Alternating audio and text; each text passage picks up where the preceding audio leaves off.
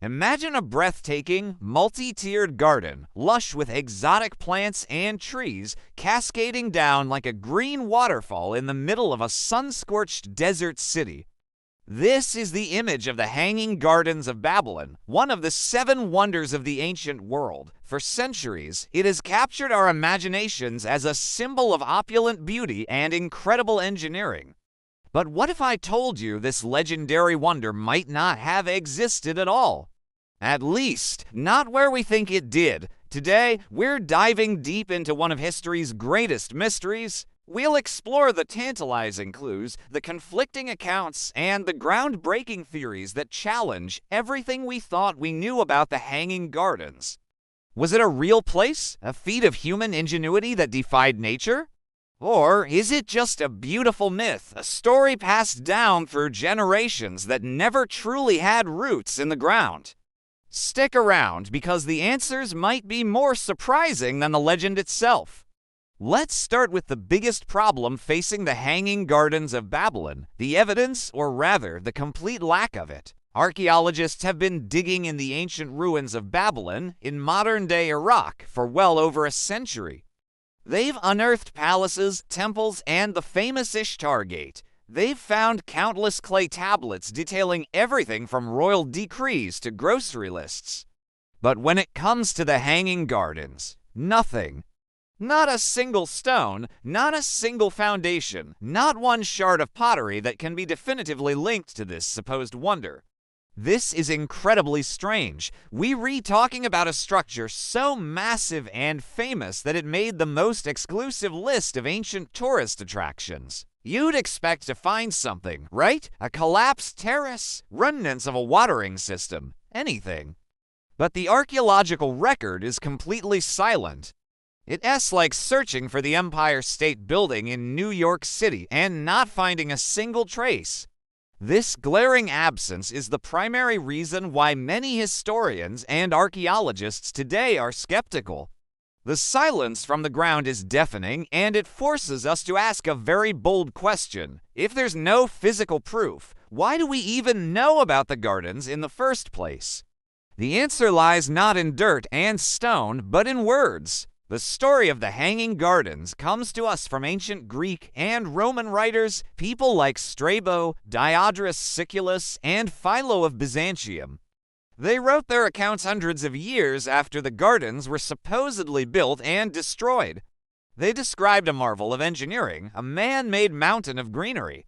According to these texts, the gardens were built on a series of ascending terraces, forming a structure that looked like a stepped pyramid.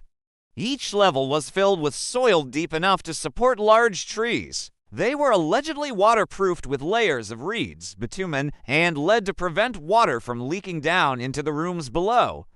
The visual effect would have been stunning, a green oasis seemingly floating above the city. These writers also mention that the gardens were built by King Nebuchadnezzar II, the most powerful ruler of the Neo-Babylonian Empire. Around 600 BC, the romantic version of the story claims he built them for his wife, Amadis, who was homesick for the green hills and mountains of her homeland, Media. It was a gift of love, a king recreating a mountain for his queen in the flat, arid landscape of Mesopotamia. It's a beautiful tale, but there's a huge problem. We have thousands of cuneiform inscriptions from Nebuchadnezzar's reign. He documented his building projects extensively, boasting about the temples and city walls he constructed. Yet, in all of his own writings, there is not a single mention of the Hanging Gardens. It's a very suspicious omission for a king who loved to brag. So we have these vivid descriptions from later writers, but no contemporary evidence from Babylon itself. This is where the mystery deepens. How could these later authors describe something in such detail if it wasn't real? Were they just repeating a fantastical legend? Or were they describing a real place, but maybe they got the location wrong? This leads us to a fascinating and compelling theory championed by Dr. Stephanie Dalley, an Oxford University scholar. After decades of research, she proposed a radical idea. The Hanging Gardens were real, but they weren't in Babylon at all. They were in the city of Nineveh, the capital of the rival Assyrian Empire, about 300 miles to the north. Dr. Dali's argument is built on several key pieces of evidence. First, she re-examined ancient texts and found that the Assyrian king, Sennacherib, who ruled about a century before Nebuchadnezzar, left behind incredibly detailed descriptions of his palace and a magnificent garden he built at Nineveh. He called it a wonder for all peoples. His inscriptions described planting exotic trees and plants from across his empire, creating a mountain-like landscape. He even boasts about the advanced technology he used to water it. This brings us to the second piece of Dr. Dali's puzzle, the hydraulic mystery. One of the biggest questions about the hanging gardens, regardless of location, is how they got water to the very top. Remember, this is before modern pumps. The Greek writers mentioned some kind of machine, but were vague on the details. Well, King Sennacherib of Nineveh explicitly described his solution. He built a massive canal system spanning over 50 miles to bring water from the mountains. And, most importantly, he claims to have used a new invention to lift this water upwards, a large bronze screw-like device. This sounds remarkably like the Archimedes screw, a device thought to have been invented centuries later. An archaeological dig at Nineveh actually uncovered reliefs depicting lush gardens and a complex aqueduct system, which aligns perfectly with Sennacherib's descriptions. So, how could everyone get it so wrong? Why was Nineveh's garden attributed to Babylon?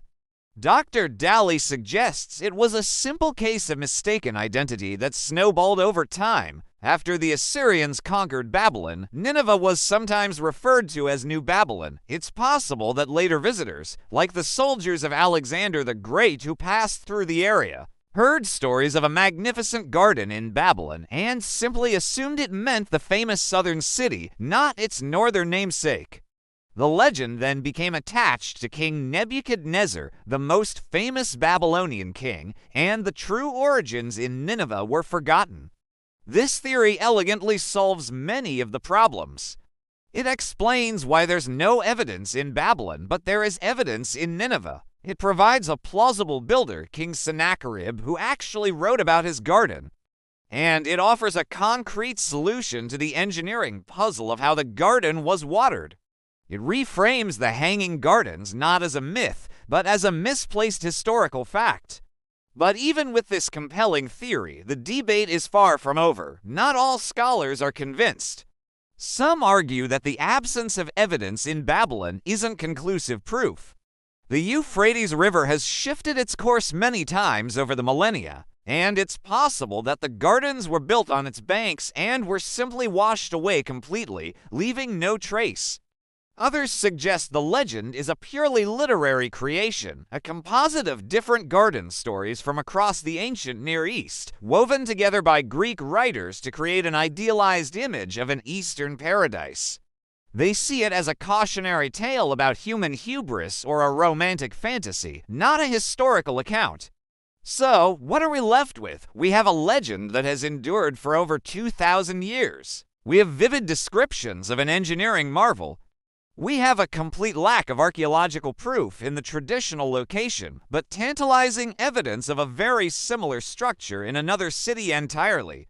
The story of the Hanging Gardens is a perfect example of how history is not just about what we know, but about how we know it. It's a detective story played out across millennia, with clues hidden in fragmented texts and buried ruins.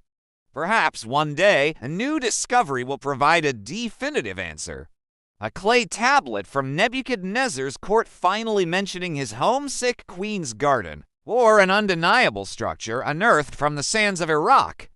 Until then, the Hanging Gardens of Babylon remain suspended between myth and reality. Whether they were a real place in Babylon, a misplaced wonder from Nineveh, or a beautiful fable, their story continues to inspire us. It speaks to our desire to create beauty in desolate places, to push the limits of engineering, and to build something so magnificent that it will be remembered for all time. The garden's true power might not be in its soil and water, but in the enduring mystery it represents. What do you think? Were the gardens real? Were they in Babylon or Nineveh, or are they just a great story? Let me know your theories down in the comments. I'd love to read what you think about this ancient puzzle. Thanks so much for joining me on this journey into the past.